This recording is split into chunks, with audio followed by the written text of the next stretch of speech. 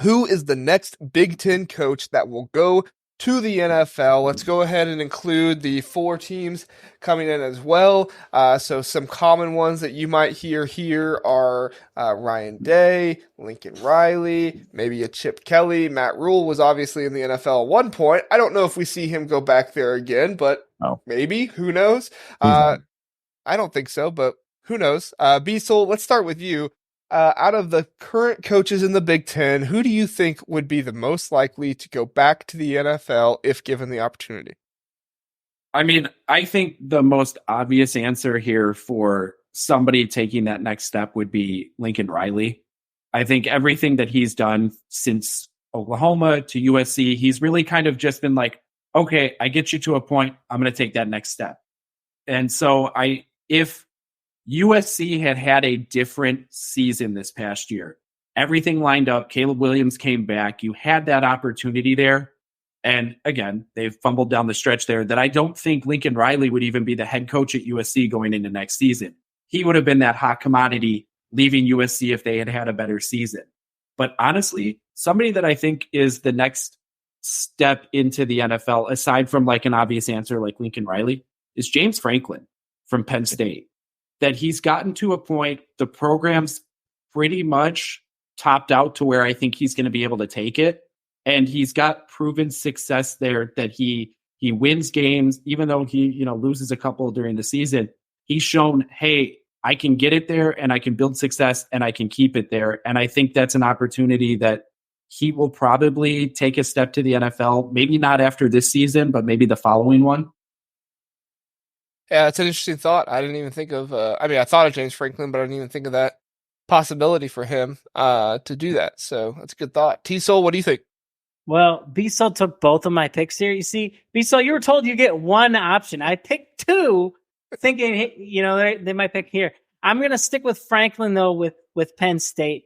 And I do like this pick for him going to the NFL because he doesn't lose games that he's supposed to win. And there's something to be said about that. And I think NFL teams really like that. Like, yes, I understand he hasn't got over the hump, won the Big Ten or anything, but he takes care of business when he needs to take care of business. And, if Nebraska could do that, we'd be a completely different program right now. Yeah. That'd be big. What do you think, Justin? Yeah, it's crazy that we all three had the same dang answer. I also was thinking James Franklin. However, there just to try to spearhead another conversation, maybe, you have some of these guys that, may not, we may be thinking like head coaching or whatever, but there's a couple of these guys, that the NFL could pluck as coordinators or passing game coordinators.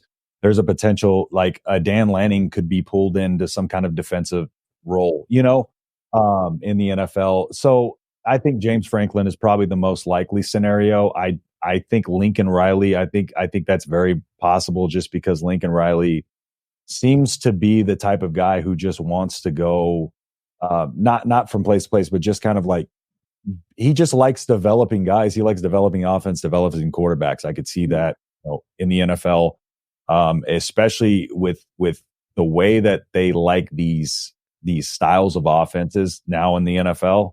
And they also like the young coaches, which is also why I think Dan Lanning could get pulled. They like the young, big name coaches. But Ryan Day is another one up there. I know that he's not very, liked in the Ohio State fan base sometimes, but, he came under the tutelage of Urban Meyer.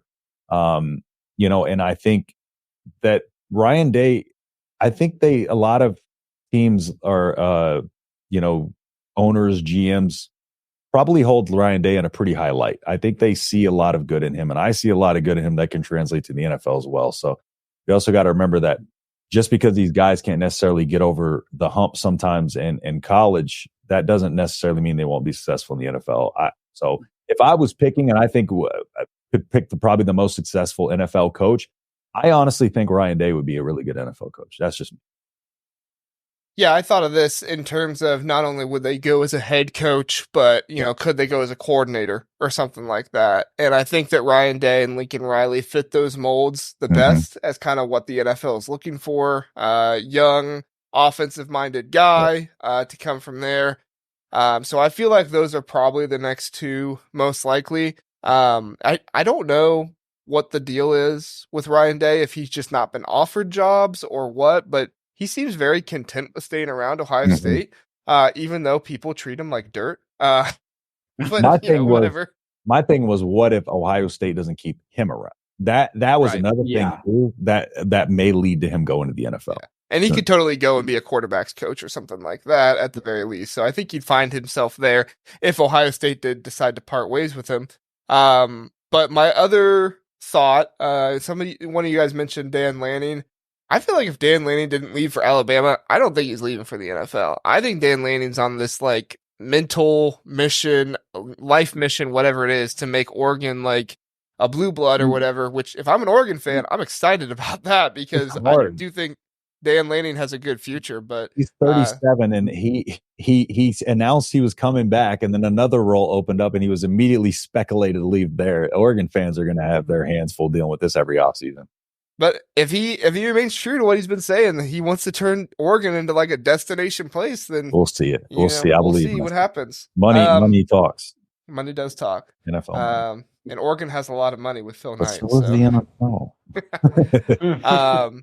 My final thought is, and I think he is probably the most likely one just because of some of the rumors and speculation around it, but it's Chip Kelly. I don't think Chip Kelly likes recruiting. I don't think Chip Kelly likes the college game as much.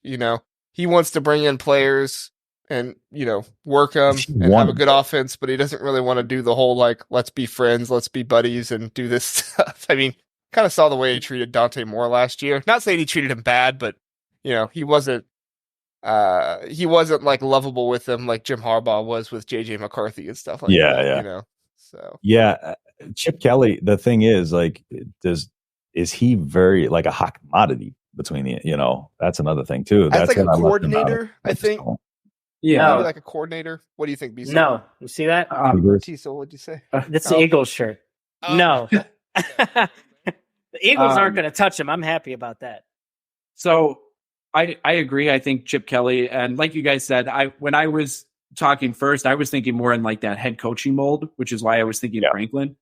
I agree. A lot of the Big Ten coaches, I think, would fit that mold of some type of a coordinator.